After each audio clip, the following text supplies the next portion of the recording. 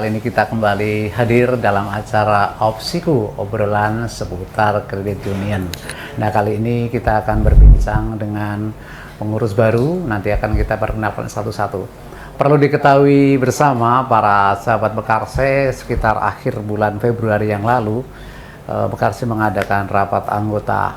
Ada 2 rapat sekaligus, rapat anggota tahunan untuk meminta laporan pertanggungjawaban pengurus dan hasil pengawasan, dan yang terpenting satu lagi adalah rapat anggota khusus untuk pemilihan pengurus periode atau masa bakti 2025 sampai 2027. Nah, sudah terpilih ada 5 pengurus dengan 3 pengurus yang baru.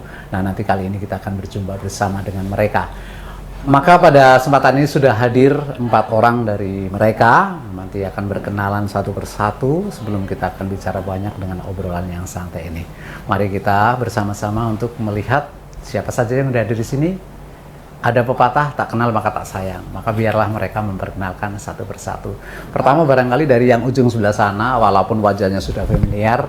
Silakan untuk memperkenalkan diri, kemudian posisinya untuk periode ini sebagai apa. Silakan. Baik, terima kasih Pak Dwi. Pada kesempatan yang luar biasa, kita mengawali program kerja kami setelah pemilihan di Februari kemarin. Dan pada kesempatan periode ini, saya yang sudah sebelumnya menjabat, Yohanes Dibio Widiastoko, kali ini ditempatkan sebagai bendahara di periode yang baru ini. Saya akan mencoba untuk belajar banyak juga dengan posisi yang baru, karena ini posisi yang belum pernah saya tempati. Jadi saya kira tugas baru, walaupun mungkin wajah lama. Wajah lama, tugas baru. Betul. Sebagai bendahara, Pak ya. Betul. Lebih familiar disapa dengan Pak Dio. Pak Dio. Ya. Oke. Berikutnya mungkin yang di sebelahnya nih. Silakan. Terima kasih Pak Dewi. Perkenalkan, nama saya Andreas Muhipukai, biasa dipanggil Andre. Kebetulan pada rapat anggota khusus pemilihan kemarin itu kami masih diberi kepercayaan oleh anggota dan oleh teman-teman saya yang ada di sini. Saya didaulat menjadi ketua pengurus untuk periode 2025-2027. Sebelumnya juga ketua? Sebelumnya juga ketua, tetapi karena ini posturnya berbeda, jadi kami harus rajin belajar lagi ya. Harus memperkaya dan juga menambah wawasan-wawasan baru. Familiar dipanggil Pak? Biasa dipanggil Pak Andre. Pak Andre, ya. Oke. Terima kasih Pak. Teman-teman juga ada yang wajah baru, ada 3 orang. Nah, ini ada teman kita yang duduk di pengurusan. Silakan untuk memperkenalkan, silakan mic-nya dipakai. Terima kasih Pak Dwi. Perkenalkan, saya Paulus Ari Hiryono. Kalau biasa sehari-hari dipanggilnya Ari. Oh, Mas Ari ya. Kalau di tempat kerja panggilannya Paulus. Nah, posisinya sebagai sekretaris 1. Oh, sekretaris 1. Kebetulan puji Tuhan kemarin saat RAK masuk sebagai nominasi dan terpilih jadi pengurus baru pertama kali nih. Iya. Nah, jadi nanti kedepannya akan selalu berproses belajar, khususnya bagi para senior-senior untuk memajukan Koperasi Mekarsai. Terima kasih. Mas Ari. Yeah. Nah, ada satu teman-teman semua yang tercantik di antara pengurus ya, karena semuanya ini mewakili mungkin salah satu dari isu gender kita. Nah, ini udah terwakili nih. Silakan untuk memperkenalkan diri. Terima kasih Pak Dwi. Perkenalkan, nama saya Priska Tampu Bolon, biasa dipanggil Ika atau Priska juga bisa.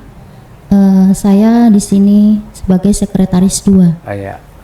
Puji Tuhan, saya bisa masuk nominasi pemilihan pengurus ketika RAK, dan puji Tuhan terpilih di RAK kemarin.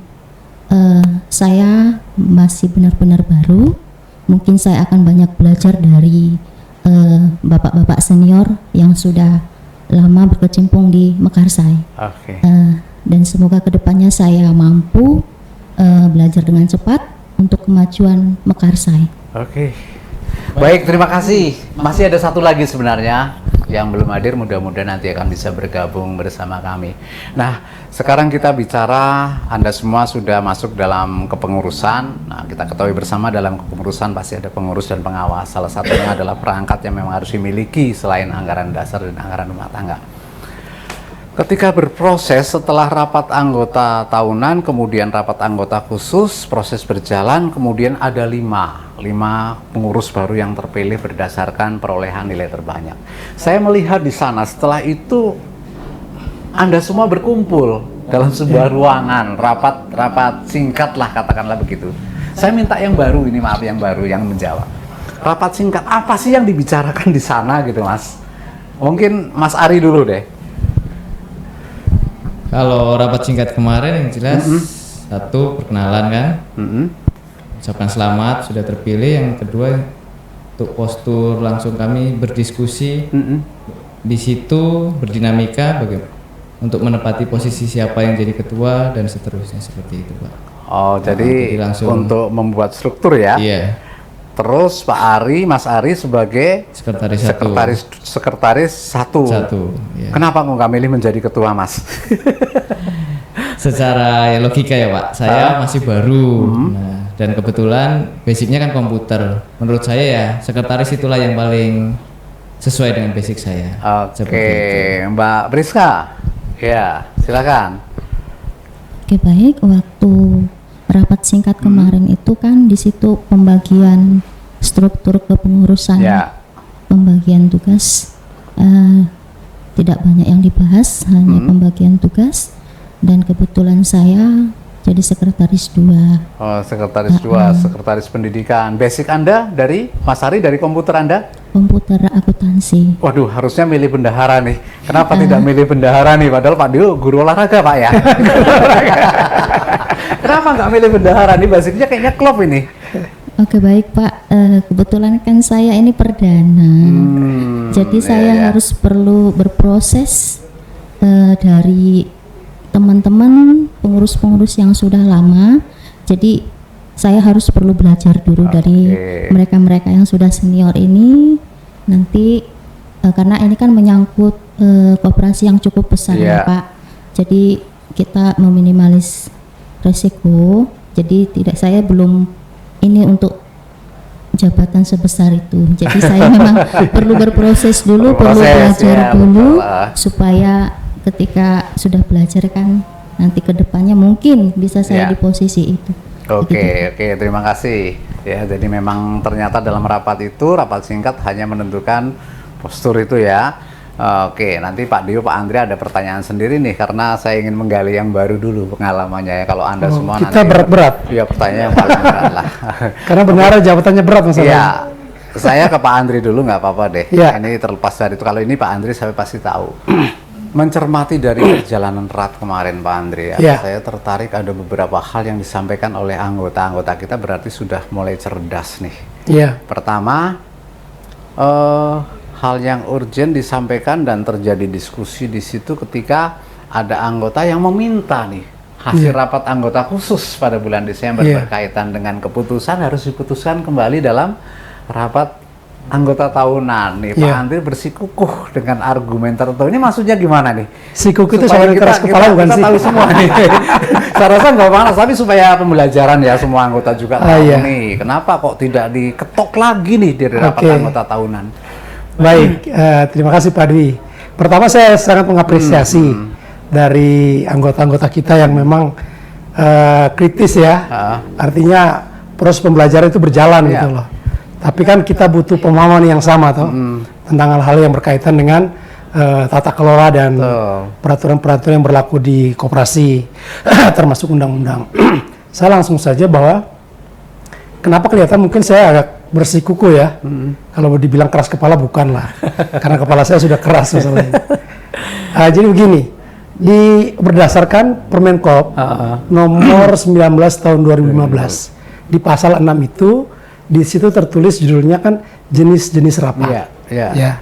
Nah jenis rapat di koperasi itu kan ada dua. Yang pertama ada rapat anggota dan ada rapat anggota luar biasa. Itu dua jenis itu. Nah di rapat anggota itu dibagi dua lagi. Ada rapat anggota khusus dan rapat anggota tahunan. Yep. Gitu ya. Semua rapat ini levelnya sama. Ya. Kedudukannya sama. Karena itu sudah diatur di peraturan. Gitu ya. Nah, apa fokus atau kepentingan dari rapat-rapat ini? Rapat anggota itu kan tadi saya sebut ada dua ya. Rapat anggota itu ada khusus sama rat. Ya.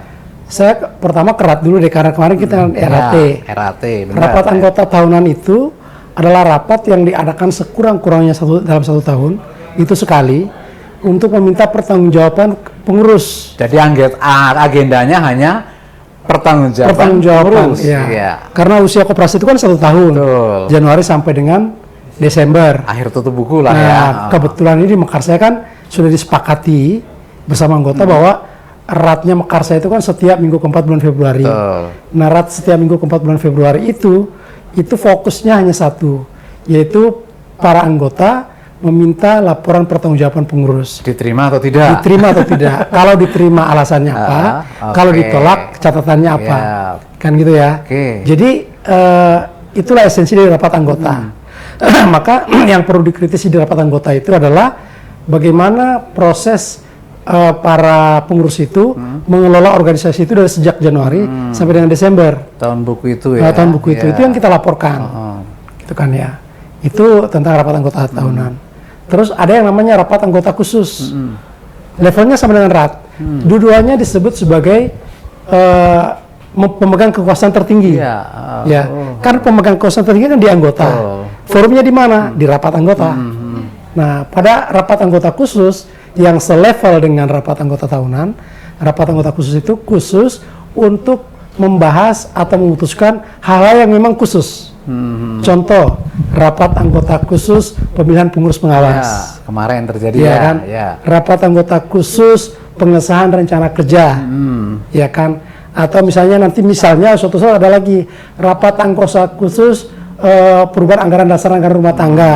Atau usaha koperasi, misalnya kita simpan pinjam nih, kita merubah lagi ke usaha yang lain, kita bisa rapat anggota khusus. Agendanya tertentu itu ya. Kalau sudah diputuskan di salah satu rapat anggota khusus, ya sudah berlaku. Karena levelnya sama. Levelnya sama. ya. Tugas berikutnya adalah hanya pengurus bagaimana mengerjakan itu pada tahun berjalan saja. Jadi pemahaman rapat anggota ini sebenarnya walaupun rapat anggota tahunan, rapat anggota khusus itu adalah rapat anggota yang levelnya sama. Sama. Tidak ada. Jadi apa yang sudah di sini sama. Ya. Jadi begitu. Jadi bagi teman-teman yang mungkin kemarin sedikit, wah kok nggak diterima, bukan tidak diterima, tapi saya hanya menegakkan aturan. Iya. Bahwa aturan yang berlaku seperti ini. Kalau kita campur adukan kan nanti, lah kita sudah rapat di sana, kok rapat di sini lagi? Iya. Yang benar yang mana? Agendanya yang beda kan? Ya, gitu Pak. Baik teman-teman, ini pemahaman yang sangat luar biasa. Kemudian satu lagi nih Pak Dio nih, agak berat juga nih. Kemarin juga saya mencermati dalam rapat anggota tahunan berkaitan dengan keuangan. Saya mencermati ada sebuah pertumbuhan di sana. Pertumbuhan yang saya cermati ada dua, pertumbuhan jumlah anggota dan pertumbuhan aset. Kalau anggota saya lihat dalam laporan memang naik, tapi aset ini kan turun. Nah Pak Dio mengatakan ini by design. Ini maksudnya gimana Pak Dio? Kok turun kok dikatakan by design gitu loh? Ada desain turun gitu ya? Kita tahu. Ya Pak Dio, ini bendahara tanggung jawabnya menyampaikan nih. Ya, mungkin seperti apa yang saya sampaikan Ya. di rapat anggota tahunan, bahwa pertumbuhan negatif itu yang dipertanyakan. Pertumbuhan negatif dipertanyakan, bagi saya mengatakan bahwa negatif tidak selalu bermakna negatif. Ya, Maka ketika itu menjadi pertanyaan, ini yang harus disampaikan pada anggota betul. Dan ini juga saya kira menjadi pertanyaan ketika kita melakukan khusus kompetensi pengurus. Iya. Ya. Bahwa ada yang mengatakan pekar saya itu stuck, tidak tumbuh. Betul. Padahal yang Dari sisi anggota dari sudah sisi naik. anggota ya, tapi Betul. dari sisi aset mereka kan melihatnya aset. Karena yang selama ini yang dilihat itu kan gitu kan.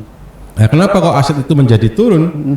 Itu saya kira itu memang kita rencanakan. Nah, Maka katakan by itulah, design ya. itu direncanakan. Kalau teman-teman anggota melihat bahwa ketika bicara soal pertumbuhan itu didesain seperti apa, silahkan lihat di rencana anggaran pendapatan, rencana kerjanya, bahwa kami tidak menambah simpanan khusus berjangka, Iya. sisuka, Iya, betul. dan si bulan. Betul.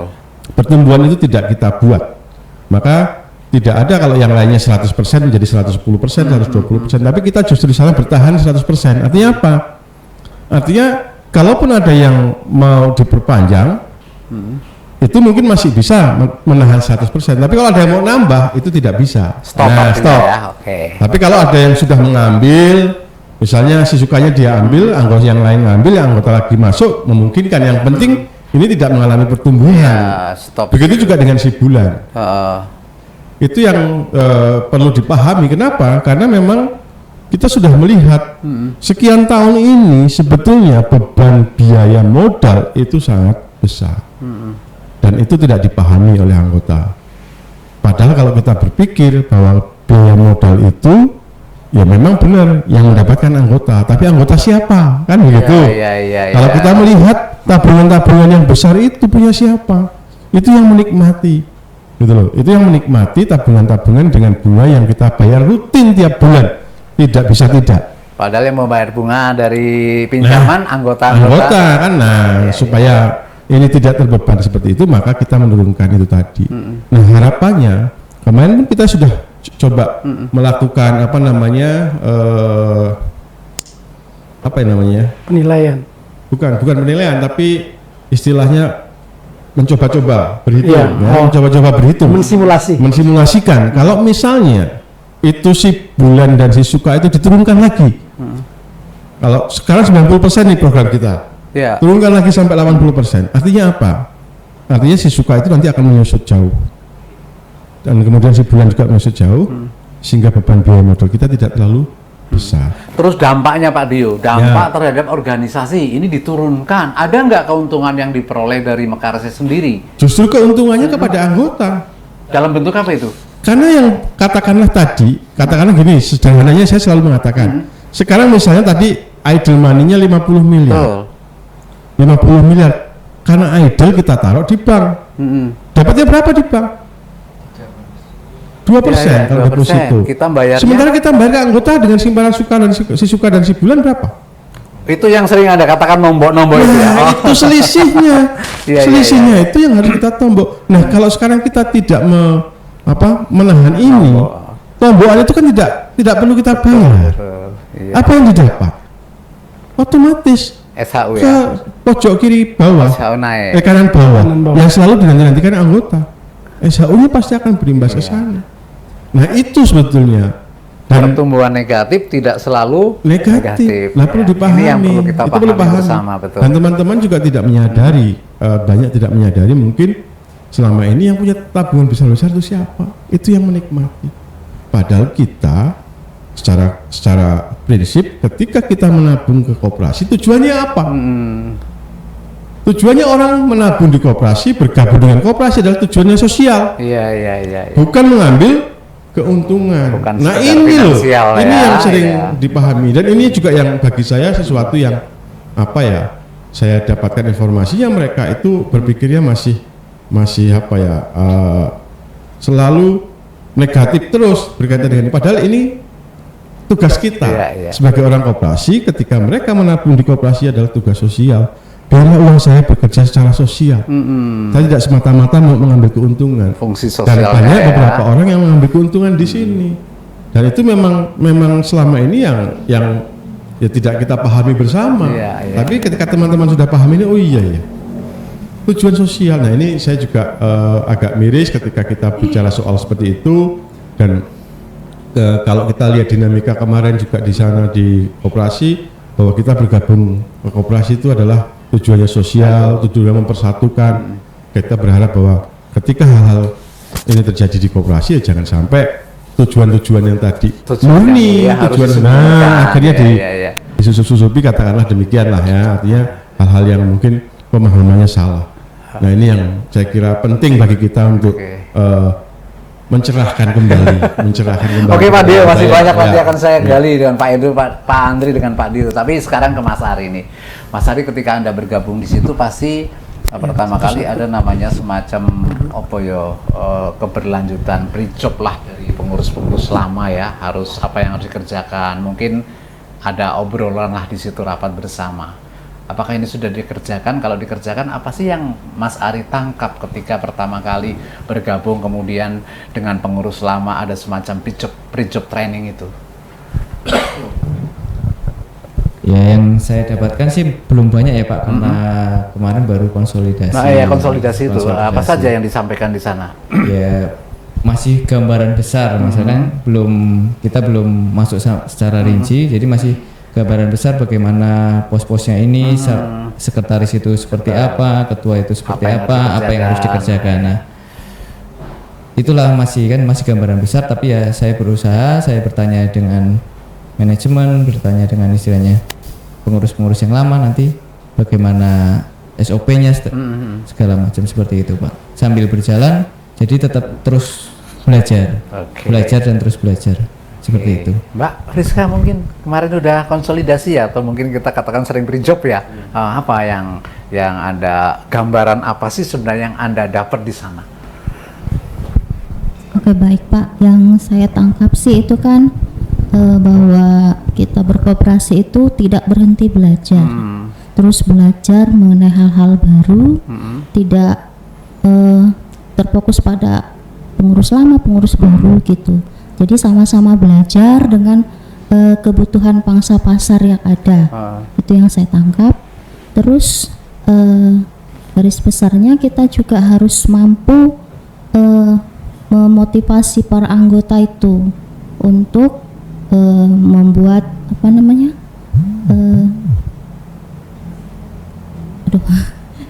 kemampuan dia untuk aktif lah, kehidupan dia gitu loh, goals keuangan dia seperti apa itu kan, garis besarnya itu kemarin saya tangkap bagaimana dia cerdas dalam membuat pengelolaan keuangannya untuk nanti di hari tua seperti itu. Dan ya yang lain-lainnya bagaimana pembagian pekerjaan antara pengurus, sekretaris, bendahara seperti itu. Jadi masih di tahap garis besarnya aja seperti itu Pak. Pak Andre, saya selalu mencermati juga apa yang berkembang dalam komunitas koordinator unit nih. Pengurus itu harus profesional, tapi di sisi lain volunteer nih. Saya katakan memang kita kalau melihat itu volunteer, Anda semua kan tidak digaji, harus siap tuh karena di laporan keuangan Pak Dio nggak buat laporan untuk gaji pengurus, nggak ada Pak Dio ya. Tapi di sisi lain kemarin yang muncul dari RAT juga, ini harus profesional, padahal kita volunteer. Ini penjelasannya gimana nih Pak Andri? Ya, boleh saja kan. Pertama yang perlu saya katakan bahwa sebagai pengurus itu kan, kalau kita selalu mengatakan harus memiliki tiga hal ya. Harus punya kompetensi yang cukup, harus punya integritas dan punya komitmen. Ya kan ya. Tapi di sebelahnya ada label bahwa Anda itu harus volunteer gitu loh. Pekerja sukarela yang tidak minta gaji. Itu kan ya. Nah, kenapa kita harus profesional? Ya. Apa hubungannya harus profesional?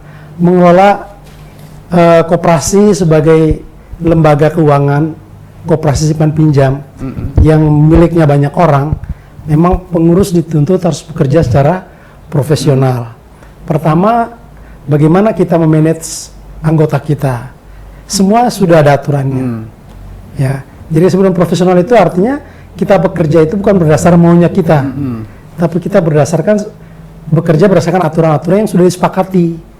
Ya, kalau di sini kan kita punya anggaran dasar, anggaran rumah tangga, kita punya SOMSOP, PUK, PKK, gitu kan ya. Tapi kan semua ini tidak cukup. Dia butuh pengurus yang punya kompetensi yang cukup untuk bisa memutuskan hal-hal itu. Ya. Nah, pekerjaan yang dilakukan oleh pengurus itu memang benar-benar harus sesuai standar, sesuai aturan, dan berdasarkan standar-standar yang sudah berlaku. Contoh, pengurus itu tidak perlu membuat laporan keuangan, karena memang sudah dikerjakan oleh orang-orang yang profesional juga, yang disebut sebagai manajemen. Ya, teman-teman. Tapi kenapa pengurus juga harus profesional? Profesional mereka di mana? Mereka harus belajar memahami yang namanya keuangan. Laporan keuangan itu dibuat seperti ini. Anda harus memahami kalau kita sebut saja ada aktiva, ada pasiva, ada pendapatan, ada biaya, ya kan? Maka kalau tadi pertanyaannya adalah apa sih yang dilakukan pada saat on job training itu? Kita pada diskusi bagaimana kita menyehatkan organisasi ini. Dengan judul besar kita sekarang ini adalah untuk mencapai yang namanya struktur keuangan yang efektif. Untuk bisa menuju ke sana itu butuh orang-orang profesional. Kalau kita tidak bisa memahami itu, kita tidak pernah akan bekerja secara profesional. Gitu ya. Hal kecil yang saya sampaikan Pak Bendahara tadi, Pak Dio tadi ya. Kita itu pertumbuhannya negatif ya. Orang bilang betul. Jelek, negatif. Hal pekerjaan kita didesain secara profesional supaya organisasi ini tetap tumbuh tapi sehat. Sehat ya. Kan gitu kan ya. Kalau saya bahasa saya itu simpel banget. Kita ini badannya besar tapi penyakitan. Ya. Mau badan gede tapi sakitan atau mau badan kecil tapi sehat. Ya. Kan gitu ya. Jadi pekerjaan-pekerjaan kita sebagai pengurus itu memang harus profesional. Maka jangan pernah bekerja berdasarkan maunya siapa, ya kan? Tapi kita bekerja berdasarkan maunya aturan itu seperti apa. Laporan keuangan itu harus memenuhi standar akuntansi, ya, Ikatan Akuntansi Indonesia ya. Itu harus memenuhi standar itu. Sekarang kita sudah pakai, tahun ini kita pakai SAK-EP itu ya, SAK-EP itu. Ya kita harus gituin itu profesional, ya. Pengurus tugasnya apa? Kita harus belajar bagaimana memahami tentang yang namanya penerapan SAK-EP itu seperti apa, gitu ya. Sehingga ketika misalnya ditanya oleh para pemiliknya, kita bisa menjelaskan, gitu ya. Jangan sampai nanti kita juga ikut, wah, kenapa sih kok asetnya sekarang turun terus? Terus kita bilang, iya sekarang pengurusnya nggak kerja. Nah ini repot juga kalau kita tidak bisa memahami kan. Jadi kita harus menjelaskan dengan aturan dan standar yang ada. Itulah kita kelihatan profesional kan ya. Tapi kalau kita mengatakan, wah itu juga karena pengurusnya malas-malasan, jadi memang itu turun terus. Ya kalau tidak memahami ya akhirnya posisinya pengurusnya disalahin terus. Betul. Gitu kan. Kalau saya melihat memang endingnya ujung-ujungnya yang diubek-ubek masalah keuangan. Tapi sayangnya kadang pada asumsi pribadi. Nah, Pak Andre tadi mengatakan ini harus ada namanya standar keuangan efektif. Ini hanya bendahara areanya nih. Standar keuangan efektif itu seperti apa? Apakah keuangan di Mekarsai efektif? Kalau saya melihat di Pers kayaknya nggak efektif juga nih. Gimana Pak Dio nih?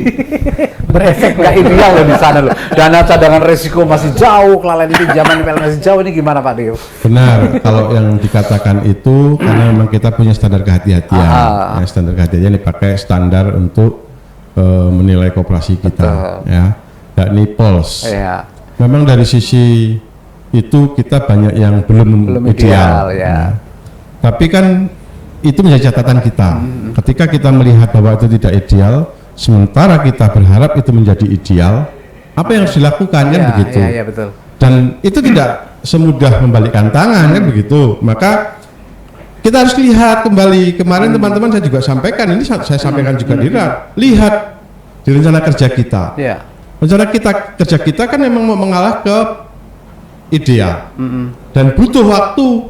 Nggak mungkin kita misalnya contohnya saja sederhana dana lembaga minimal 10%. Kita berapa persen? Tercapai berapa itu Mas? 3-4%. Berarti kita butuh waktu lama. Dan ingat, ini hanya diambil dari SHU, penyisian SHU yang begitu sedikit. Maka bagaimana nanti kita ke depan bersikap? Ya ini harus dipahami juga oleh teman-teman anggota. Bagaimana kita bersikap untuk membuat dana lembaga ini besar. Nah, misalnya selisihnya sekian persen, kita buat di rencana kerja kita, di renstra kita. Begitu juga dengan yang lain. Semuanya sudah dicoba untuk diarahkan dengan rencana strategis. Kalau rencana strategis itu berjalan 3-4 tahun, pasti kita akan mencoba untuk jauh lebih baik dibandingkan sekarang. Tapi untuk titik ideal mungkin kita butuh waktu yang begitu lama. Nah ini kadang-kadang teman-teman berpikir mudah saja begini, tidak semudah itu. Atau kemarin ada sepertinya agak menggelitik, mbok ada efisiensi gitu loh. Ini ini menggelitik juga nih supaya kita semua tahu. Ini teliti banget. Terus mbok efisiensi gitu. Saya melihat penjelasannya nih. Saya jelaskan di sana kemarin.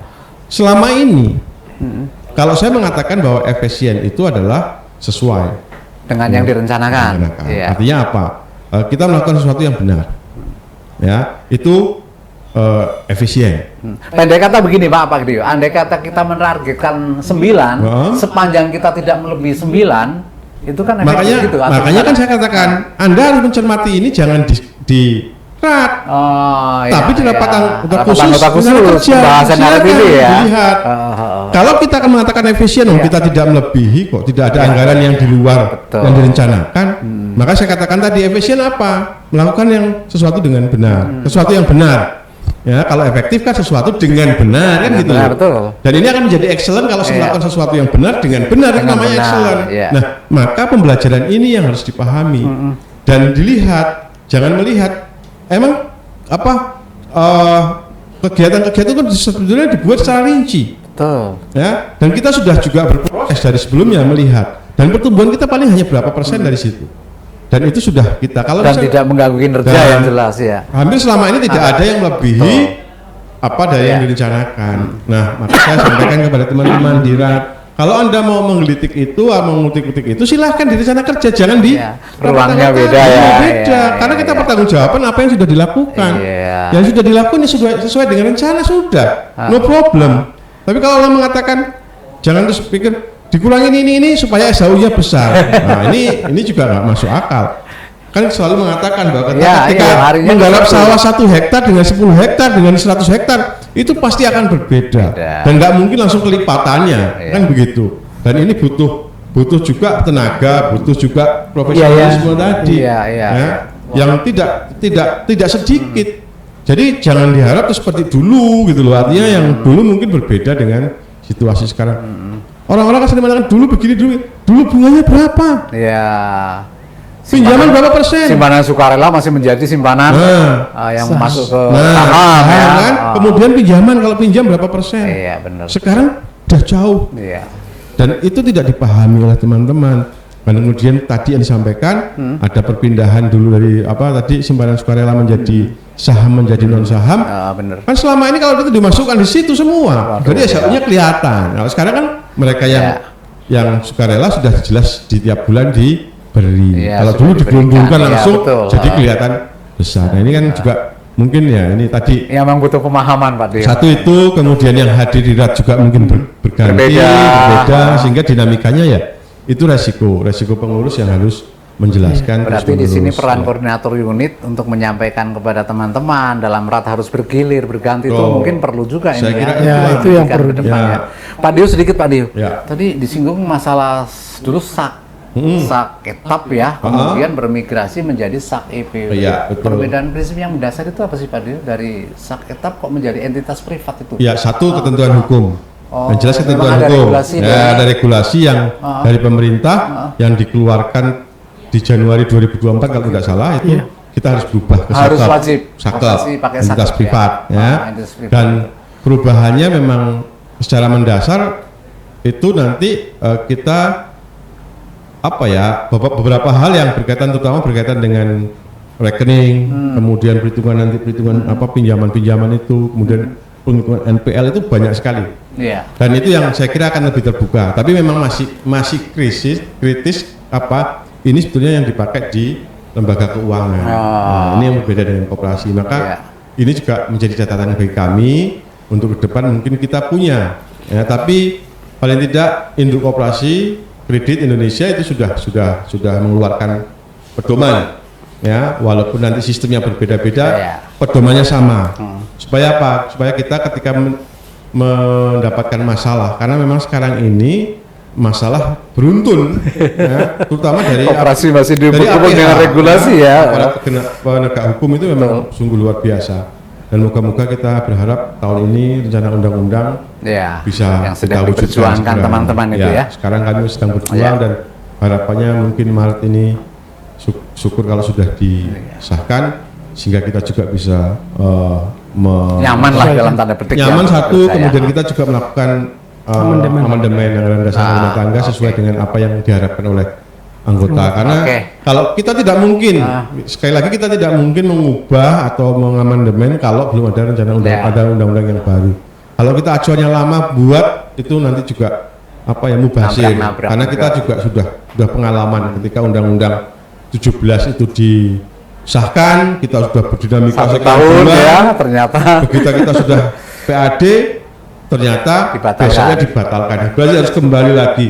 Maka lebih baik menunggu undang-undang yang baru supaya kita bisa nyaman, ya, kita punya pegangan yang kuat untuk mengatur segala yang kita butuhkan di lembaga kita. Oke, terima kasih Pak Dio. Baik, makasih, semakin jelas, paling tidak kita semakin ada pencerahan.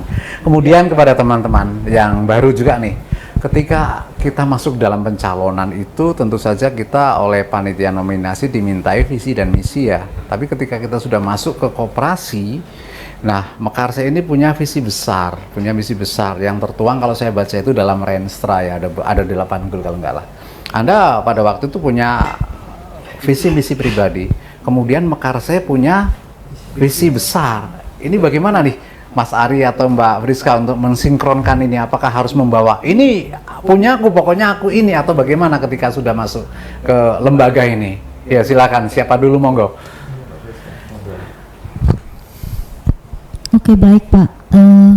Ketika mencalonkan jadi pengurus kan kita diminta buat visi misi. Iya, betul. Apa yang menjadi visi dan misi kita untuk koperasi. Dan Mekarsa sendiri juga punya visi misi yang besar. Jadi ketika saya terpilih, otomatis saya bagian dari Mekarsa. Iya. Jadi saya akan menjalankan apa yang menjadi visi dan misi Mekarsai, tetapi tidak melupakan apa yang menjadi visi dan misi awal saya. Itu akan menjadi pengingat bagi saya bagaimana supaya visi misi saya itu juga bisa seiring berjalan dengan visi dan misi koperasi Mekarsai kita. Jadi itu pengingat saya dari orang-orang yang unit-unit yang mengusung saya, Pak. Jadi ketika visi misi saya itu misalkan setahun ke depan belum bisa berjalan sempurna, saya akan menjelaskan apa yang menjadi kendala visi misi itu belum terlaksana dengan sempurna kepada anggota nanti ketika ada rak atau rat seperti itu, Pak. Jadi intinya ketika saya terpilih menjadi pengurus, otomatis saya bagian dari koperasi Mekarsai. Terima kasih. Mas Ari. Ini orang muda nih. Nggak jauh beda sih Pak. Intinya kan kalau visi misi calon itu kan masih perorangan, jadi masih pribadi. Kalau kita sudah menjadi suatu kesatuan, ya kita tetap harus bersatu apa yang telah direncanakan bersama. Tetap ya seperti tadi tidak akan dihilangkan apa yang menjadi visi misi saya pribadi, tetapi ya apabila yang tidak sejalan harus bisa mungkin tetap disejalankan untuk kepentingan yang bersama. Karena kepentingan tujuan kita kan untuk kelanggengan Mekarsa itu sendiri, seperti itu. Ya hampir sama seperti Mbak Priska, apabila ada yang tidak sesuai ya nanti pasti kita menyampaikan juga bagaimana kok belum ini kan tidak akan selamanya visi misi itu sejalan seperti itu. Jadi harus kita benar memilih dan ada regulasi yang ada, undang-undang yang ada. Jadi harus benar-benar sesuai. Tidak berdasarkan kepentingan 1-2 orang, tetapi untuk kepentingan lembaga yang lebih besar itu sendiri.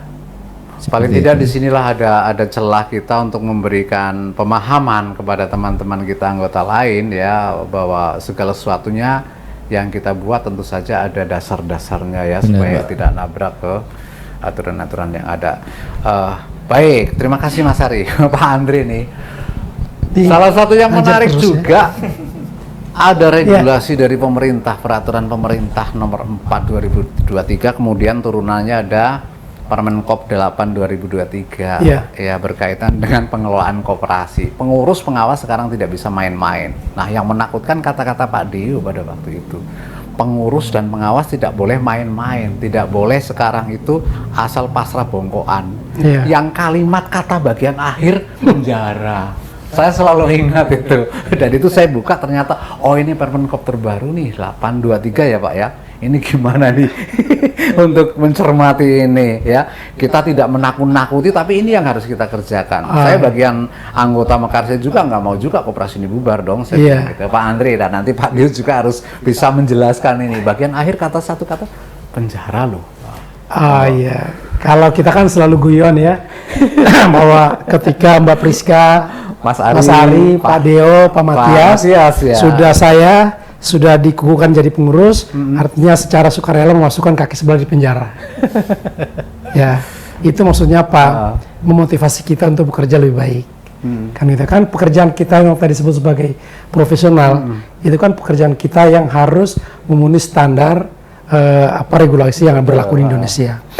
Itu yang paling penting. Kalau bicara permen, bicara Permenkop, kalau nanti Pak Ade bisa tambahkan ya. Artinya ada perjuangan sekarang ini kan kita sedang menunggu untuk pengesahan rancangan undang-undang koperasi yang baru.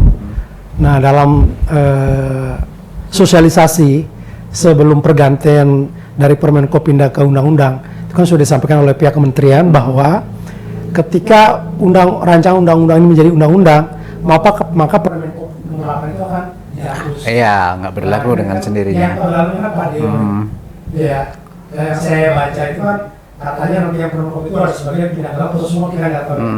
Tapi sekarang ini kalau saya tidak salah bahwa undang-undang ini sekarang bicara tentang pekerjaan Anda sebagai seorang profesional, tapi ketika Anda salah itu ada sanksi. Sanksi itu bisa perdata, bisa pidana kan gitu kan. Nah, sanksi pidana ini kan yang harus kita siapkan dengan baik kan gitu. Sanksi pidana itu kan hanya pada bagaimana memenuhi regulasi yang berlaku.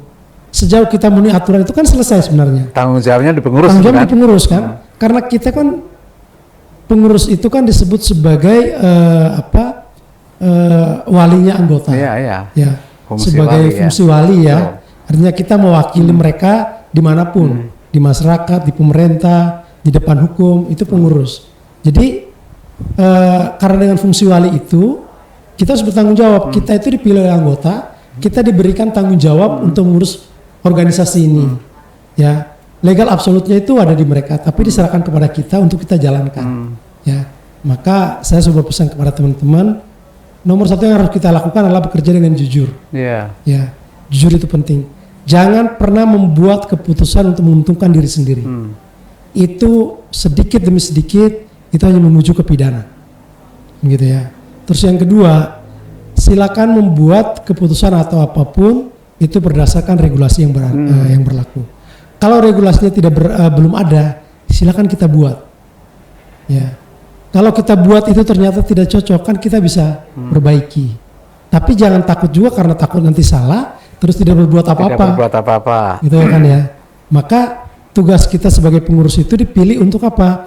Untuk menyelesaikan masalah, untuk mencarikan solusi, membuat solusi. Bukan menambah masalah. Bukan menambah masalah. Kalau saya bahasa yang paling jelek ya, kalau kita jadi pengurus cuma buat masalah, ya gue jadi pengurus.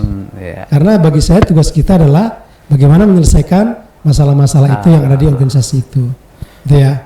Maka sekali lagi peraturan-peraturan pemerintah yang berlaku itu, kita sebagai orang Indonesia yang hidup berkarya di negara tercinta ini, maka kita harus mengikuti aturan-aturan itu. Taat dan patuh. Mudah-mudahan seperti yang disampaikan Pak Dio tadi, kalau undang-undang ini sudah bisa disahkan, itu akan menjadi pegangan bagi kita untuk bisa menyesuaikan aturan-aturan yang ada di organisasi kita. Tapi jangan lupa, undang-undang itu kan begitu jadi kan tidak serta-merta juga berlaku gitu loh.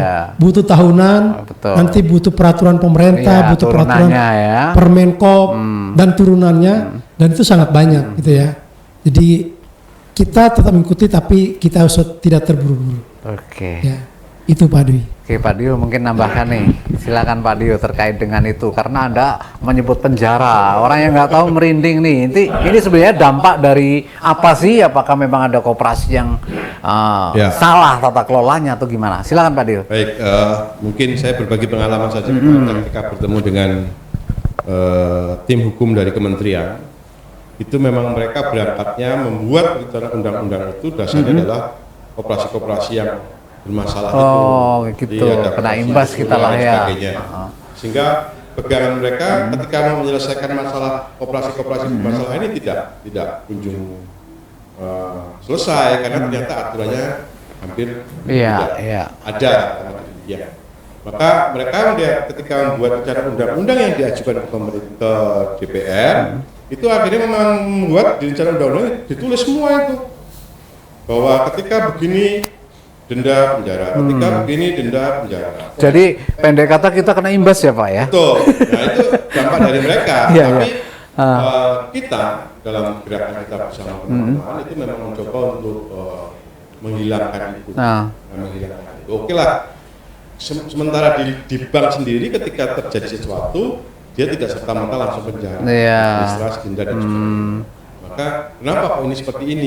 Rupanya tadi itu latar belakangnya oleh pemerintah melihat dari koperasi-koperasi besar yang bermasalah. Sekarang ini kami mencoba, kami kemarin aja baru ketemu dengan dua profesor yang pakar di kriminal ini mengatakan kalau memang koperasi nanti dibuat seperti ini justru akan namanya overkriminalisasi dan juga ketika satu hal dia hanya di penjara setengah tahun, 1 tahun itu justru akan membuat bahasa mereka menjadi residivis. Karena kalau penyelesaian penjara sekian rendah itu justru akan membuat mereka tumbuh residu ya itunya. Jadi terus ingin bertindak jahat terus malah. Tapi kalau misalnya lama, nanti yang kemudian dikritisi kemarin ketika kita juga mengadakan semacam bahasa mereka itu coordinating dengan panitia kerja untuk RUU ini. Jadi harapannya bahwa kriminalisasi ini tolong dikurangi, tapi juga tidak mengurangi. Kalau memang itu terjadi yang hal-hal yang memang, misalnya contohnya penggunaan kata koperasi untuk orang-orang yang untuk memenuhi kepentingan pribadi, misalnya membuat koperasi hanya atas nama koperasi, tapi sejatinya dia adalah bukan koperasi itu wajib, tidak pernah rat, itu wajib di penjara itu wajib. Tapi kalau misalnya hanya soal tidak lapor, kita tidak laporan keuangan selama berkala, kemudian bahasanya seperti itu ya itu tidak tepat. Administrasi itulah ya. Administrasi kan itu. Maka tetap hal-hal yang seharusnya dipidana, tapi sejauh yang tidak ya harusnya juga tidak, jangan terlalu overkriminalisasi. Itu yang ditekankan dari pertemuan kami kemarin. Jadi harapannya bahwa ke depan sekali lagi memang pengurus harus tetap profesional. Karena memang sekarang juga sudah di SKK ini sudah muncul bahwa ketika menjadi pengurus harus ada kompetensinya kan gitu, termasuk sertifikasinya uji kepatutan kan. itu ya, uji kepatutan kelayakan itu ya. Dan kelayakan itu yang menilai adalah dari pemerintah daerah. Betul. Tapi kalau yang sertifikasi itu kan dari lembaga diklat profesi, LDP dulu ya. Ketika lembaga profesi pasti dia akan didahului oleh diklat profesi juga, diklatnya kan. Lalu ini adalah sertifikasi profesi, maka ya profesional. Kita diberi kemampuan profesional sebagai pengurus, maka kita sebagai pekerja ya sebagai profesional. Tapi walaupun pada intinya adalah kita volunteer. Volunteer dari sisi waktu katakan Pak Dewa. Kadang-kadang mereka juga melihatnya enak ya di pengurus. Seperti saya sendiri di Mekar saya selama ini juga datang paling 2 kali sebulan. Nggak pernah lebih. Kan gitu, kecuali ada kasus-kasus khusus kan begitu kan. Secara prinsip kan seperti itu, tapi orang-orang melihatnya kan ya memang tanggung jawabnya luar biasa. Itu yang tidak bisa didelegasikan karena maka ada manajemen ketika teman-teman dari anggota itu milih kita sebagai pengurus ya kita harus komit. Komit ya kita kalau memang tidak kompeten ya harus mau belajar, kemudian kompetensinya, kemudian komitmennya dan meluangkan waktu lah ya. Nah, itu yang integritasnya itu yang tetap harus dijaga. Hal-hal kecil seperti itu yang membuat, karena memang ya masih dipertanyakan oleh teman-teman karena kasus-kasus koperasi-koperasi yang kalau kita lihatnya sebagai pengusaha koperasi. Nah itu bukan koperasi sesungguhnya. itu yang harus kita bedakan. Menarik. Terus masih ke Pak Dio, nanti gantian berikutnya. Masih ke Pak Dio saya ini. Isu yang berkembang juga ada self declare, pernyataan diri. Kalau koperasi kalau kita lihat kan kalau memang melayani anggota sebenarnya otomatis sudah close loop bukan open ya. Ini ada pilihan close loop dengan open loop. Tapi kemarin saya melihat Mekarse diindikasi untuk menjadi open loop. Sebenarnya dalam tanda petik penyakitnya apa? Kemudian status kita yang mana ini Pak Dio? Pak Andri juga harus menambahkan nih. Silakan Pak Dio. Jadi kalau soal open loop dengan close loop itu hampir membuat mungkin 90% gerakan koperasi kredit juga tercengang kan. Penyebabnya apa itu, Pak? Bahkan ada yang sampai miliaran mereka menyiapkan dana untuk Bertahan ke arah itu. untuk bertahan close loop dengan Close loop. memenuhi ketentuan-ketentuan, tapi faktanya juga hasilnya adalah Harus open. loop. Dan ini membuat juga teman-teman sedikit kecewa dan bahkan marah, ya. Tapi ternyata ketika kita melihat dari beberapa hal itu memang ada, kan dilihat dari sisi keanggotaan, dari sisi usaha, dari sisi ada berapa 3 kalau tidak salah atau 4. Keanggotaannya kayak mana Nah, maksudnya? Di tempat kita ternyata yang ditemukan adalah sisi keanggotaan. Gimana itu maksudnya? Kalau soal pelayanan itu mungkin kita semuanya melayani Oke, anggota, ya, oke. Tapi di sisi keanggotaan ternyata bahwa seluruh anggota itu berhak mendapatkan dividen. Dan faktanya di tempat kita tidak semua anggota hanya mendapatkan yang aktif. dividen. Yang mendapatkan hanya Yang anggota aktif. yang aktif, dan itu pun juga aturannya tidak jelas. Maka ketika kemarin dari dinas itu menyampaikan, saya selalu bertanya boroknya apa, Pak?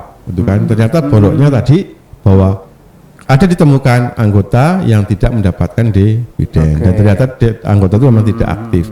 Dan ini yang harus diambil keputusan. Maka saya kira tepat kemarin kita rapat anggota, kita menyatakan bahwa seluruh anggota aktif tidak aktif tetap dapat dividen. Walaupun ada yang berteriak-teriak bahwa pasti ASAU-nya turun Pasti. karena bilangan pembaginya semakin besar. Ya, pasti.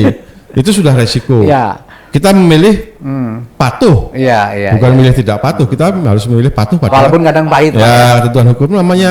Namanya mau berobat itu ya obatnya pasti pahit kan gitu. Dan itulah yang harus diterima. Iya. Walaupun ada yang berharap, wah bagus itu, tapi mereka tidak menyadari bahwa itu akan berdampak pada Betul, tapi dividen, ketika ya. dividennya kecil, aduh nggak Ya. bagus lagi nih. Ya itulah, Mas Ari ya. ya, itu yang harus Iya, pemahaman seperti terima ini, resiko. ya. Tapi kelihatannya yang saya pahami juga bahwa closed loop open loop ini hanya untuk mengetahui sejauh mana. Nanti setelah undang-undang baru ini tidak ada istilah closed loop open loop lagi. Yang membedakan apa Pak Dio? Kalau close loop itu pengawasannya kayak mana? Ya, Open loop kayak mana itu Pak Dio? Baik, kalau supaya teman-teman juga Closed tahu loop nih. jelas. Closed loop kan jelas koperasi jati dirinya koperasi benar-benar koperasi, maka dia Di bawah pengawasan dinas koperasi, Kementerian koperasi, internal lah, ya, masih internal ya. Jadi, linear. nah kalau yang open loop Heeh. itu pasti diawasi oleh OJK, Otorisasi karena itu keuangan. termasuk lembaga keuangan. Oh gitu. Jadi lembaga keuangan itu kontrol oleh OJK, dan selama ini kan mereka banyak yang berlindung di koperasi. Iya, Lembaga iya. keuangan tapi berlindung di koperasi. Tadi kan pengusaha tadi juga berlindungnya kan di koperasi, padahal mereka jelas apa yang dilakukan juga mungkin erat pun nggak pernah kan cari gitu kan. aman lah. Nah itu yang mencari aman, ternyata juga pemerintah juga sekarang ya mengalami kena bumerang lah. Mereka yang mengizinkan, mereka yang memberi penghargaan, mereka yang akhirnya kena. dampaknya itu. Itu kan ya menampar muka juga sebetulnya. Iya. Mereka yang mengizinkan, mereka memberi penghargaan, tapi setahun kemudian ternyata bermasalah dan menjadi masalah nasional yang akhirnya berdampak pada kita semua yang katakanlah baik-baik lah ya. Yang buruk memberi dampak pada yang baik-baik, walaupun yang buruk itu sedikit tapi yang baik-baik banyak juga tidak dianggap. Nah ini. Nah itulah muncul akhirnya untuk klarifikasi katakanlah dengan open loop, closed loop, mereka melakukan survei dan akhirnya pun surveinya juga tidak dianggap, kan gitu bahasanya seperti itulah. Jadi udah mungkin ini ya dinamika di tingkat nasional lah. Iya, oke, baik. Ya. Semakin paham kita Pak Dio dengan hal ini supaya kita tidak pada asumsi sendirilah katakanlah. Masih sekarang kepada Mas Andri sebelum ke berikutnya.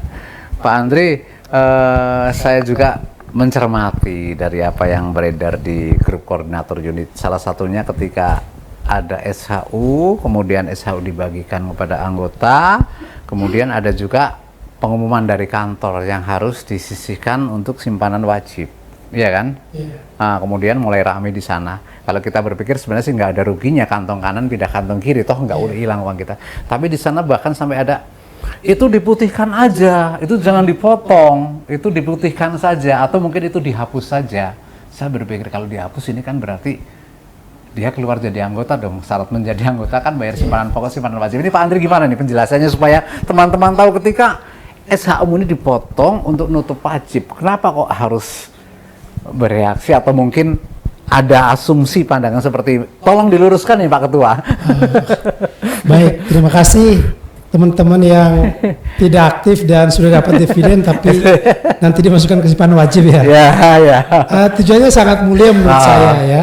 Kenapa? Karena kalau tadi kita bicara tentang struktur keuangan yang efektif, maka kita itu ada yang namanya modal saham atau modal sendiri. Nah, modal sendiri kan perlu mencapai target. Betul. Yang selama ini kita cuma menyimpan atau menabung 25.000 per bulan. Ya kan? Kalau kita pengen Mekarsaya ini gedungnya besar, besar sekali, tapi kan kita butuh fondasi yang kuat. Nah, fondasinya Mekarsaya ini kan dari modal sendiri sebenarnya. Yang modal sendiri itu apa? Simpanan wajib.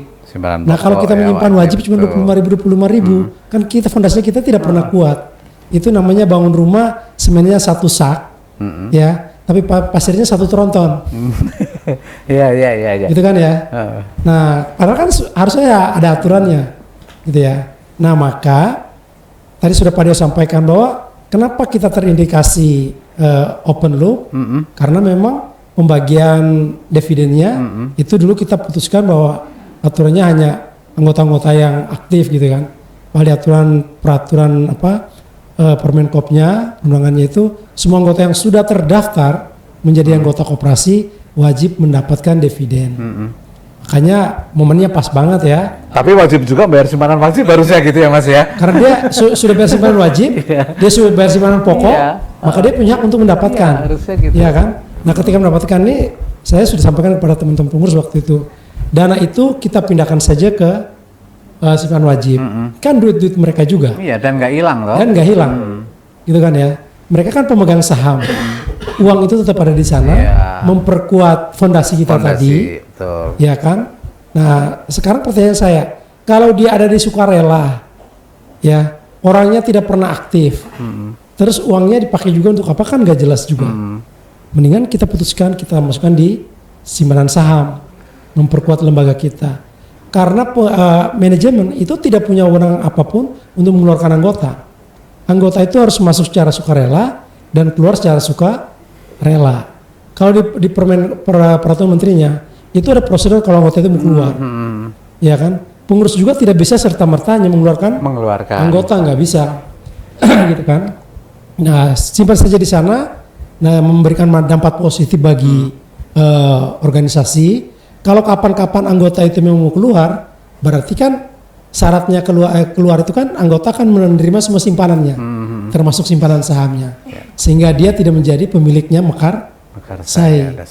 Itulah menjadi mengapa ini kita pindahkan ke simpanan saham. Jadi kalau ditanya diputihkan, siapa yang punya hak untuk memutihkan? Jawabannya yang bisa memutihkan, yang memutihkan diri sendiri. Iya. Ya gitu kan ya, memutihkan diri sendiri. Ya sudah, saya keluar, silakan diambil, kan gitu ya. Pengurus itu hanya membuat polisi kebijakan saja, wah ini pindahkan ke sini akan jauh lebih baik, berdampak positif terhadap organisasi, gitu ya. Salah kalau misalnya, udah ini orangnya nggak aktif, duitnya kita ambil aja, taruh buat apa yang lain, itu nggak boleh. Iya. Ya karena itu bagiannya anggota masing-masing. Itu Pak. Jadi mudah-mudahan dipahami oleh semua anggota kita ya. Semua anggota kita bahwa simpanan namanya wajib ya memang wajib sebagai suatu tanda bahwa kepemilikan kita berupa saham kita di sini. Mas Ari, salah satu pilar dari koperasi adalah pendidikan nih. Ya, maka anda semua berdua ini juga yang baru pada waktu itu menandatangani sebuah komitmen akan waktu untuk katakanlah menyediakan waktu sepenuhnya untuk Mekarsaya. Mas Ari mungkin ditandatangani oleh pasangannya, istrinya, ini ditandatangani oleh suaminya. Itu kita tetap pada komitmen untuk terus belajar meningkatkan kompetensi. Pertanyaan saya ringan-ringan aja Mas. Seberapa pentingkah pendidikan nih bagi Anda sebagai pengurus baru nih ya? Penting nggak nih? Monggo Mas.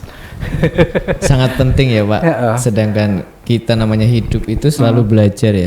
Kita akan berhenti belajar apabila kita kembali ke yang kuasa. Itu baru benar-benar stop belajar. Karena di dalam setiap perjalanan, apalagi kita berorganisasi yang mengumpulkan orang-orang, sedangkan orang itu kan selalu belajar, berproses. Makanya saya tadi sampaikan berproses dan berproses. Jadi tidak berhenti di satu titik.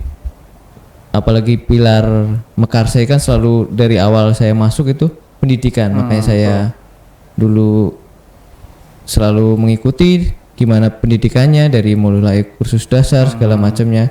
Itulah bagaimana kita akhirnya jadi melek apa sih visi misi Mekarsai itu sendiri. Makanya kan dengan berkooperasi dengan pilarnya pendidikan itu membuat kita semakin cerdas, yaitu cerdas akan keuangan, gimana literasi kita, sehingga kita benar-benar bisa dari anggota oleh anggota untuk anggota bisa membuat hidup kita yang tadinya biasa-biasa aja bisa menjadi luar biasa karena kooperasi seperti itu. Berarti komitmen waktu untuk terus belajar, meningkatkan kompetensi diri, untuk meningkatkan kemampuan sudah terbangun Mas ya, artinya. Iya ya? Pak, pasti Pak. Ya setelah masuk jadi kepengurusan ya secara tidak tanggal langsung, merahnya menjadi biru itu Mas. Nah, merahnya menjadi biru. Sudah berkomitmen dari awal. Ya kemarin juga saat pengumuman terpilih ya saya langsung ngomong kepada istri. Gimana seperti ini? Ya harus ada komitmen jadi seperti itu. Pasti akan ada intrik kan seperti itu Pak. Ya, seperti Pak Andre pernah bilang kan, sebulan 2 bulan masih senang ya terima setahun transport ya, 3 bulan piringnya melayang. Iya, ya, setahun 2 tahun lama-lama kapan kita jalan-jalan? Nanti anaknya menyanyi pada hari itu Mekarsai bukan benar. Ya, seperti itu. Jadi komitmennya tetap dijalankan bukan untuk pribadi sendiri tapi untuk yang paling penting itu organisasi ini. Yaitulah kelanggengan supaya anak cucu kita nanti ke depannya bisa tetap menikmati apa yang Mbak Friska nih sebagai seorang ibu nih, waduh gimana nih dengan pertanyaan yang sama kepada Mas Ari tadi? Oke, baik Pak. Menurut saya pendidikan itu memang sangat-sangat penting ya Pak ya, karena kehidupan sehari-hari itu hampir setiap hari itu ada pasti hal-hal baru yang harus kita pelajari dalam hal apapun, terutama di dalam koperasi keuangan ini ada banyak hal yang perlu kita pelajari, terutama saya pribadi yang masih benar-benar baru menjadi pengurus. Ibarat kata manusia saya ini masih bayi Pak. Itu jadi memang saya harus komitmen dengan waktu, memang harus banyak belajar. Tapi suami mendukung toh? Sangat mendukung Pak. Yang paling penting itu. Puji Tuhannya suami sangat mendukung, dikarenakan supaya saya lebih berkembang, supaya relasinya lebih banyak. Seperti itu Pak. Jadi memang otomatis waktu di rumah juga mungkin akan lebih singkat ya Pak ya. Apalagi nanti kalau misalkan sudah mulai harus kunjungan ke unit, ada misalkan ada pemberian kursus dasar, motivasi dasar, itu kan pasti otomatis waktu saya akan banyak ke Mekarsai ya Pak ya. Tapi kebetulan anak saya juga sudah besar, jadi sedikit banyak sudah lebih longgar saya dalam waktu. Jadi masalah pendidikan itu menurut saya memang sangat penting Pak, apalagi untuk saya yang baru ini, supaya nanti saya ke depannya mampu menjalankan apa yang menjadi visi dan misi koperasi kita, dan visi misi yang tadinya saya usung yang relevan dengan apa yang menjadi visi misi Mekarsai, begitu Pak. Oke, terima kasih. Ini sebelum kita tutup Pak, masih kalau Pak Dio, Pak Andri pertanyaannya yang sedikit berat, memang saya sengaja nih Mas Ari. Saya hanya merekam dari anggota dari yang lain untuk sampaikan, karena pada waktu rat kan kalau yang tidak tersampaikan boleh disampaikan. Inilah salah satu media yang untuk menyampaikan ini. Tentang properti investasi yang belum liquid. Ini menjadi perdebatan yang luar biasa nih Pak. Wah, ini gampang-gampang, tapi ternyata dalam kenyataannya kita sudah berbagai cara. Ya kalau kita mau jual nggak ada yang beli, gimana lagi, sampai aku juga pengen jual nih supaya dapat fee 3% ya Mas. Nah, ini gimana nih kita menyikapinya Pak Andri, Pak Dio? Kayaknya udah ada yang terjual, kayak tambah lagi. Pak Dio dulu lah, mau Pak Dio. Ya. Ini masalahnya berdarah yang jualan ya. Nanti kalau saya jual, kita jual dapat 3%. Baik, Pak Dio, terima kasih. Selama ini yang sudah kita lakukan adalah ya berharap kepada manajemen tidak lagi menerima properti investasi. Dan itu sudah disepakati di rapat pengurus. Tapi faktanya ketika berjalan, ya teman-teman pasti akan berpandangan, loh daripada uang kita hilang Pak, Iya. apakah tidak lebih baik kita menerima itu? Karena resikonya begini, ya sudah, berarti ya, mau tidak mau harus kita terima. Kita terima. Nah. Kemudian Pak Dima, saya potong dulu. Oke. Andai kata dijual, kemudian laku, itu dalam pembukuannya kita pakai sak EP ya, itu menjadi pendapatan atau apa itu Pak? Atau kemana? Nanti dulu, artinya kan ini kan properti investasi ini kan bukan aset tetap. Iya, Nah, ini juga sebetulnya prosesnya. Kenapa sampai masuk ke situ juga kan sebelumnya sebetulnya kita berharap kita menjual bersama. Oh iya. Kita menjual bersama, nanti kita selesaikan berapa, artinya pinjaman mereka. Ya kalau misalnya lakunya lebih tinggi pasti akan dikembalikan misalnya kan begitu Yang prinsipnya. jelas harus lebih tinggi supaya nggak kurang. Ya, Ya. tapi faktanya ketika kita sudah memiliki ini memang dengan proses yang sudah kita lakukan dan banyak dinamikanya, tapi ya saya mungkin karena iklim. Ya, Ya, artinya iklim investasi sekarang ini mungkin juga masih mengalami kesulitan kan. Betul ya. Tapi berharap bahwa ke depan, dan itu juga menjadi tujuan Kopri adalah tidak mengumpulkan aset kan gitu. Tapi dinamikanya berlangsung seperti itu, mau tidak mau ya harus kita terima. Tapi secara prinsip kalau nanti dinamika itu berlangsung dan dijual laku, ya sekali lagi apapun yang sudah dikeluarkan oleh lembaga ya akan dikembalikan ke lembaga lagi. Jadi kalaupun itu sudah menjadi benar-benar milik koperasi, ya bukan lalu pendapatan kemarin pakai dana apa kan bahasa sederhananya gitu. Kan bukan itu Karena semuanya.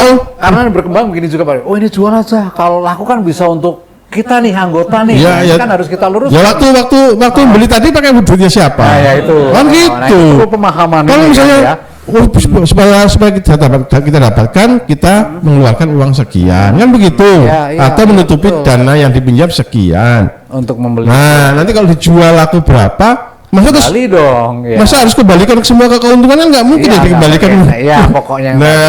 Itu kan dinamika tuh harus dilakukan gitu. Mau tidak mau nggak mungkin.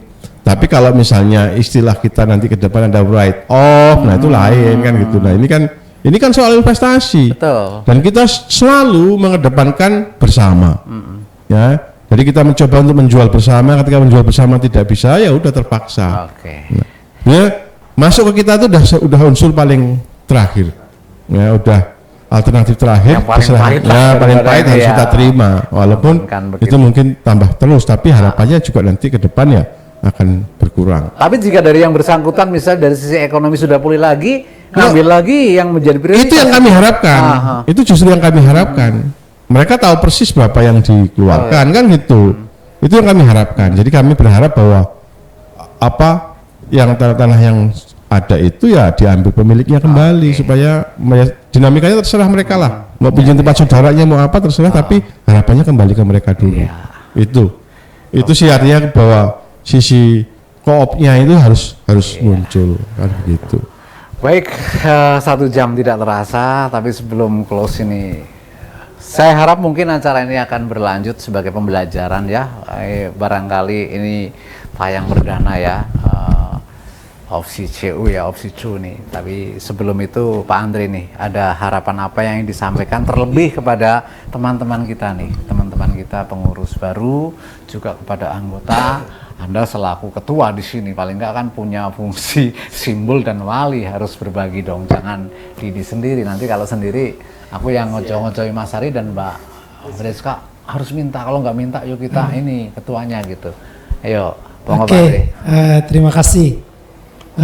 Pertama, media ini bagi saya sangat baik ya, sebagai media untuk pencerahan juga, memberikan pemahaman-pemahaman kepada anggota kita khususnya dan juga kepada masyarakat, ya. Saat ini kita mulai karena memang kebetulan pas dengan pemilihan kepengurusan yang baru, ya. Saya selalu mengatakan bahwa sekolah koperasi itu nggak ada, kuliah koperasi pun nggak ada. Jadi pengurus itu adalah sekolah lapang, sekolah pengalaman sebenarnya.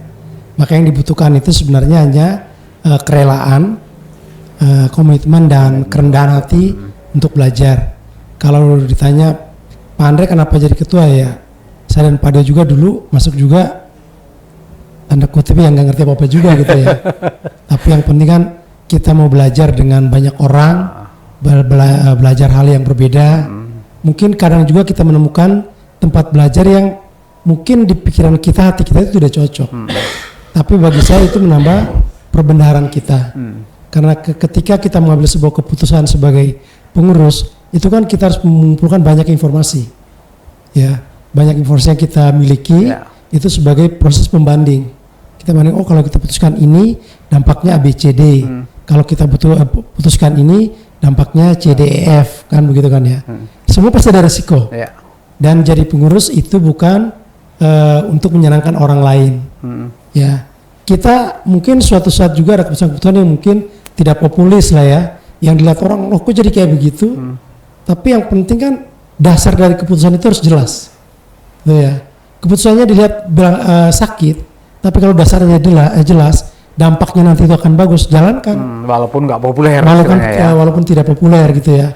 Jadi sekali lagi ya, yang tadi teman-teman katakan, kita terus belajar, belajar, diskusi, ngobrol. Nah kita punya kampus itu di bawah pohon. Ya, kampus kita gedungnya nggak keren-keren banget ya. Itulah kampus yang mendidik banyak orang untuk bisa itu apa? Kalau habis rapat nggak boleh pulang ya. Saya tidak akan mengatakan sesuatu. Karena kalau selalu membekas hati saya. Ngobrol di ruangan ini biasanya kan penuh dengan kaidah-kaidah ya gitu ya. Tapi kalau mau ngobrol lepas ya di kampus itulah ya. Jadi kalau yang belum tahu kampus Mekarsai, nanti Mas Ari dengan Pak Priska saya kasih tahu kok. Silakan datang ke Mekarsai, nanti saksikan para dosen-dosen di kampus sana yang memberikan kuliah gratis gitu ya. Itu sih teman-teman ya. Jadi tetap semangat, tidak perlu khawatir, rajin bertanya. Kami juga yang betul saran Pak Dio kan tidak pelit ilmunya. Oh pasti tidak pelit. Apapun pasti kita berikan semua. Sedikit-sedikit memahami, waktu terus berjalan, kita lihat dinamikanya ke depan seperti apa, tetapi kata kuncinya terus belajar, karena kelanggengan koperasi ini Mekarsai ini itu hanya orang-orang yang punya komitmen tinggi untuk membangun itu ya. Kita punya banyak orang pintar, tapi tidak banyak orang yang punya waktu untuk membangun koperasi ini. Penyelamat, penyemangat, walaupun di dalam, entah di luar. Iya, jangan sampai nanti kalau di luar jadi pengkhianat. Itu tidak boleh ya, harus tetap jadi penyemangat. Itu. Oke, Mas Ari, close-nya nih, penutupnya nih, silakan Mas Ari. Tadi senior nih, sekarang Anda mengatakan nih, kita sama kok belajar kita. Ya kalau yang bilang Pak Andre itu udah belajar di bawah pohon, sudah mulai belajar di sana, ngopi bareng sambil. Nanti ada sesuatu yang belum disampaikan, nanti saya menyampaikan. Saya tega itu. Dulu saya disampaikan Pak Dio, saya tega bisa seperti ini karena Pak Dio, Pak Andre yang menyampaikan. Jadi ditularkan ya Pak. Ya. Yang pasti ya benar, tetap selalu berproses dan jangan jumawa apa yang telah kita capai, tetapi inilah langkah awal. Bisa masuk seperti ini oleh karena anggota ya, kita harus kembangkan semuanya demi anggota.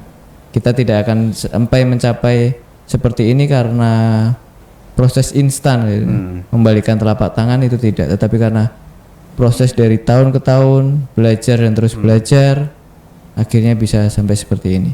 Ya puji Tuhan, saya istilahnya masih kalau milenial diberi kesempatan, semoga ya, apalagi kan Mekarsai ini banyak milenial kan, semoga dengan kebijakan-kebijakan yang pas, dengan promosi-promosi seperti digitalisasi ini, semoga kedepannya Mekarsai semakin berkembang, bukan hanya di Lampung, luar Lampung, bahkan di seluruh Indonesia. Jadi dengan acara seperti ini kita buat semacam talkshow seperti ini, oke ya? Oke, dari awal kayaknya bagus kedepannya, tetapi ya itu usulkan kepada Ketua Pendidikan atau Pak Ketua. Siap. Nah ini sekretaris pendidikan. Jadi seperti itu baik adanya supaya lebih berkembang, karena saya selama ini melihat media sosial dan segala macamnya masih sangat minim. Kita punya media sosial tetapi yang lihat, yang like itu nggak ada hitungan 1% dari seluruh anggota. Tambah 5 Mas Ari, ini minimal 1, 2, 3, 4, 5, 6. Iya. Dan kita punya program yang namanya Saktiling juga itu masih sangat minim, padahal itu sangat membantu sekali. Seperti itu Pak. Terima Baik, kasih. penutupnya Mbak Friska. Iya. Oke, baiklah. Untuk kedepannya mungkin proses belajar ini akan berlanjut. Terus kedepannya untuk bapak-bapak yang senior, kami harap dukungan penuhnya ya Pak. Untuk kami yang masih ya Cucu baru ya, Simbah, cucu gitu cicit ya. Pak, cicit. Iya. Cicit kita ini Pak, mohon bimbingannya. Ya seperti yang Bapak bilang tadi, kampus kita di bawah pohon. Nggak apa-apa walaupun saya perempuan sendiri Pak. Untuk anggota-anggota yang sudah berkenan memberikan suara kepada kami, mohon dukungannya. Ketika nanti berjalannya waktu, kami belum mampu sepenuhnya mewujudkan apa yang menjadi mungkin harapan mereka yang memberikan suaranya kepada kami. Kami mungkin akan berusaha semaksimal mungkin untuk merealisasikan apa yang menjadi harapan mereka, namun itu tidak akan bertolak belakang dengan apa yang menjadi cita-cita dan harapan koperasi, karena kami di sini berlima, kebetulan cuma ada 4 ya. Itu kami tidak mengusung harapan atau keinginan 1-2 orang, tapi seluruh anggota yang ada di Mekarsai. Jadi kita memang harus bekerja untuk apa tujuan Mekarsai yang sebenar-benarnya Pak. Memang murni untuk kemajuan Mekarsai. Mungkin akan ada beberapa anggota yang mungkin sedikit kecewa, tetapi kita juga harus bisa menjelaskan kepada mereka kenapa ada beberapa hal yang tidak bisa kita wujudkan itu. Terima kasih. Oke, terima kasih. Baik. Dan ini adalah tayang perdana, mudah-mudahan nanti ini sebagai media untuk pembelajaran yang tidak tersampaikan dalam rapat anggota dan pengurus punya komen untuk menjawab. Mungkin inilah karena digembar-gemborkan era digital kita gunakan ini. Terima kasih Pak Dio selaku bendahara, Pak Andre, Pak Ketua, Pak Ari, Sekretaris Organisasi, Mbak Friska, Sekretaris Pendidikan. Kita akan bertemu lagi pada kesempatan berikut. Akhirnya kita ucapkan selamat berkarya kepada pengurus-pengurus yang baru. Pertandingan sudah selesai, beda pendapat pada saat itu boleh, beda pilihan boleh, tetapi sekarang saatnya kita untuk bersatu membawa Mekarsai menuju kelanggengan yang lebih abadi. Masih ingat slogan Mekarsai, tagline-nya? Mekarsai? Oh, masih ingat. Terima kasih dan sampai berjumpa lagi. Thank you.